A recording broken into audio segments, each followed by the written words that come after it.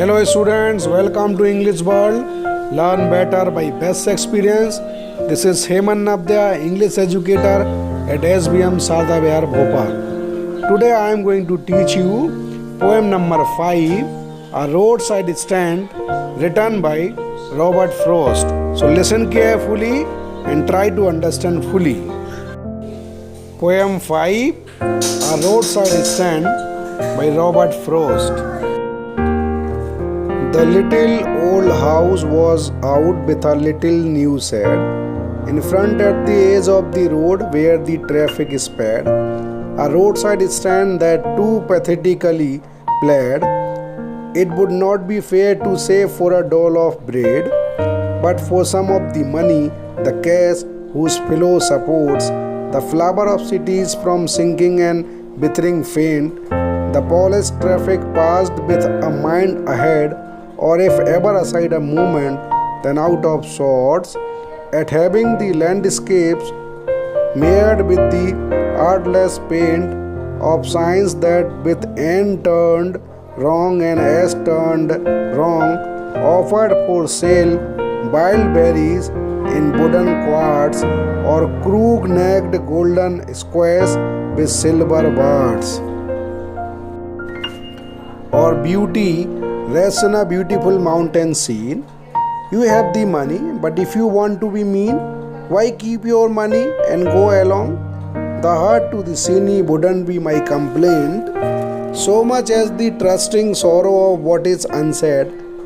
Here far from the city we make our roadside stand and ask for some city money to feel in hand, to try if it will not make our being expand and give us the life of the moving pictures promise that the party in power is said to be keeping from us.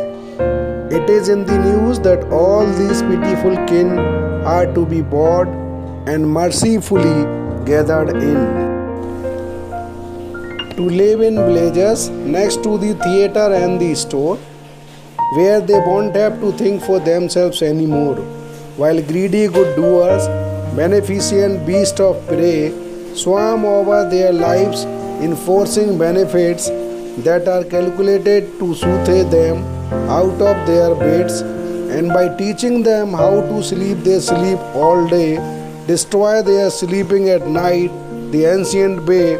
Sometimes I feel myself I can hardly bear the thought of so much childish longing in vain, the sadness that lurks near the open windows there, that waits all day in almost open prayer for the squeals of brakes, the sound of a stopping car.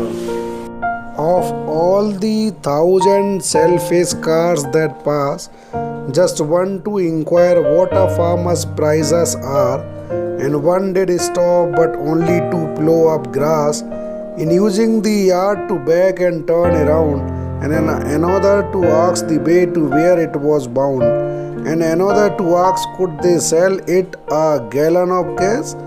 They couldn't, they had none, didn't it see? No in country money, the country scale of gain, the requisite lift of spirit has never been found, or so the voice of the country seems to complain.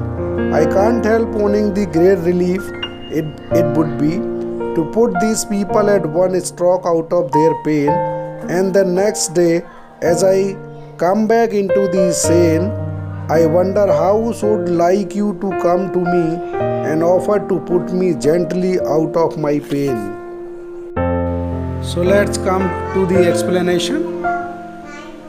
In this poem, poet Robert Frost describes the great contrast between the comfortable life of city dwellers and the harsh life of poor deprived rural people. Poet has divided the poem in 4 parts. In first part he describes roadside stands means. Then in second part condition of sad owners. In third part responsibles for condition. In fourth part poet wishes to do something. So in first part, roadside stands means The sad set up out at the edge of their houses to sell their products to the passing cars to improve their lives by earning some money. But the city people do not even notice them. They irritate at having spoiled the natural landscape with their badly written signboards. The sack offered wild berries in a wooden cart, but the polished traffic is mean and moves ahead, ignoring them. In second part, condition of sad owners. Here poet expresses their sorrow and pain. According to him, they have deep desire to handle some city money that can remove their suffering and sometimes promised in movies.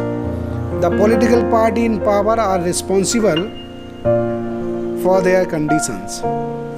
Next, responsibles for condition. As earlier I told you the political party. In the same way, here poet says that big promises are made by the government and civic authorities and social service agencies to take good care of them, but they do nothing. Poet calls them greedy good doers and beasts of prey because they only exploit them instead of help. They befool them by ensuring them a better life, and they actually sleep peacefully themselves. In fourth part, poet begs to do something. Here poet regrets on their condition and pain, and he wishes to do something at one go by changing their lives, but he realizes the futility of this act.